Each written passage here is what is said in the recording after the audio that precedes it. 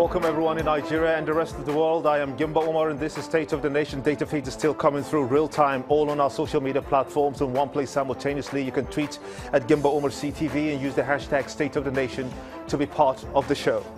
The national leader of the All Progressives Congress, APC, Asiwaju Bola Ahmed Tinubu, says that the Buhari administration has recorded remarkable progress since it came on board. The APC chieftain made the comments while speaking at the administration's presentation of its midterm scorecard put together by the president's media team in Abuja. He, however, pointed the way forward for the government in its efforts at improving the lives of Nigerians. According to him, the nation must first establish a robust industrial capacity in order to succeed. Ibrahim Garba is a political analyst and founder of Cadban. He joins me from our Abuja studios. And with me in the studio here is Tunde Ajibulu.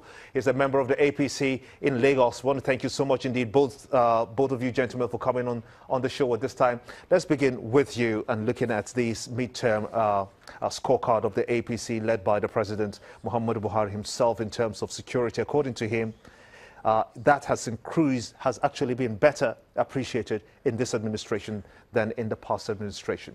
Is that the case? Well, first things first, thank you, Gimba, for having me here. And then let me use this forum to say congratulations to channels. You guys have been doing a yeoman's job in journalism in Nigeria. Yes. So to your question, yes, I believe the president is right in what he has said. Yes, he is right in what he has said.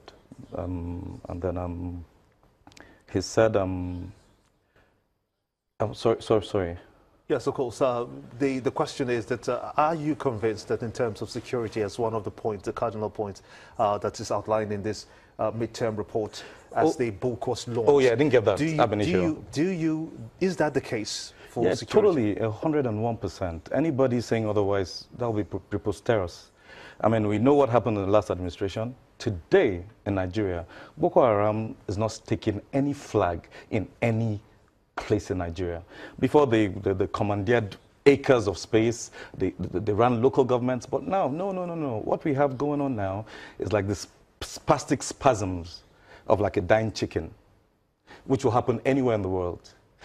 Terrorism, I mean, it's been with us for a minute. Boko Haram, they've been with us for a minute. But hey, when you talk of, even in America, even in England, like last time I was in London, I mean, you're walking, you're not sure.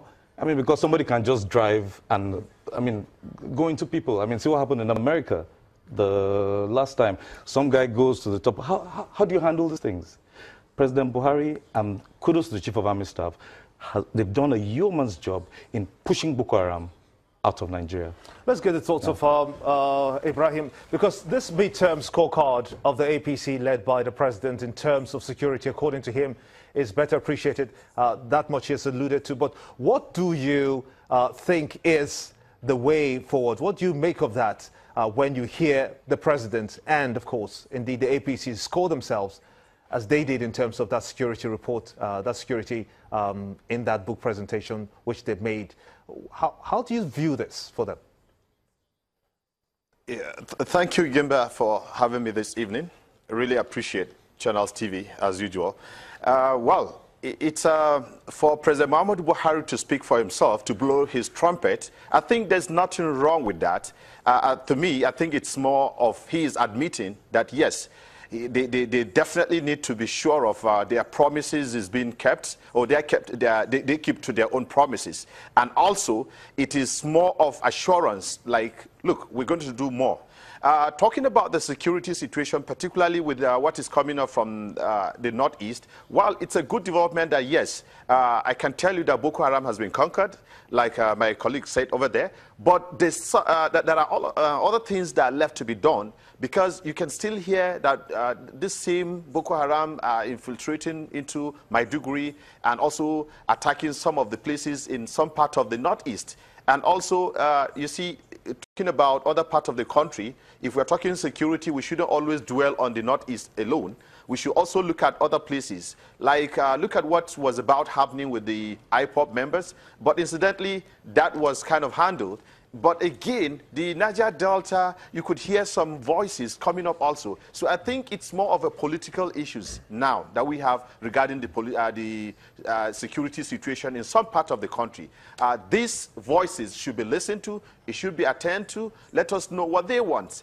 Precisely, are they being genuine or are they being political? They're being instigated by political individuals that are supporting them. But so far, so good. I think the scorecard is not bad. It's not bad, but a lot of things need to be done.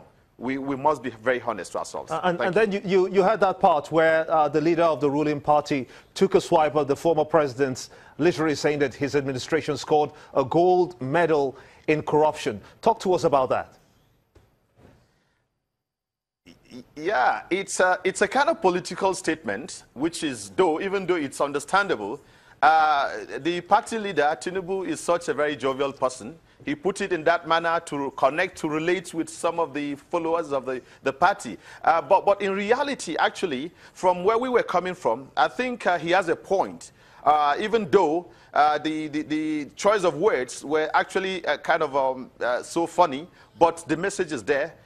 Sincerely speaking, there are a lot of consciousness about corruption within the administration today. We are complaining quite okay. There are some issues out there. I can assure you we have some voices of, what do you call it, whistleblowers talking about corruption in places like NHIS, Hajj Commission, and other places, including even the Defense Ministry. We could hear some voices are blowing some whistle out there. But I can tell you, yes, for what he is saying, the consciousness is there. People are very much careful. The administration is so careful, even though we want the president to do more on that. So I think it is much more important that they should look into the administration, particularly the civil servants. Let us know what is going on within the administration, what is happening through the Auditor General's office. Nobody is talking about all these things. We should focus on that. Let us know it is not about the political angle looking at politicians alone. What about civil servants? That's my point. The question is, what did the past PDP administration or as it were, administrations do to stem corruption that the present administration is doing differently? Do you see a marked difference? No, Gimba, to be candid, honestly speaking, in the past, you could not hear the president himself actually ignoring probably people around him. The SDF left today because that is the former SDF is not there because there were allegations of corruption. You could see that vividly. If it were in the past, you know definitely that this is not going to happen. And beside that, there are a lot of individuals within the system. Okay, let's think of it this way. Do you think if it were the previous administration that got into power and some of these army chiefs that actually were caught, were even prosecuted or being prosecuted now, you think if it were the previous administration, they can do that? They cannot do that. We all know that. It's more of politics. They always want to bring the stronger people close to them. But this time around, everybody is on his own. This is what I'm talking about. So how much of that element of corruption do you think is being pushed forward when this government keeps that as a focal point for its war on its anti-corruption war, but you've not had, for instance, say, a full blown-out prosecution or even a conviction of anyone? I totally understand what you're saying, Gimba, and a lot of people they follow the same tack you do, but however, there are processes to stuff. But I will say something. It is so obvious that corruption is on it's on a much lower scale than it was in the past administration, where it was almost legitimized. You know, now on a much lower scale. I mean, a government. The president of a country cannot be. Yeah, it's his watch. You know, anything that happens as a commander-in-chief, it's your watch, you know. But you can supervise everything.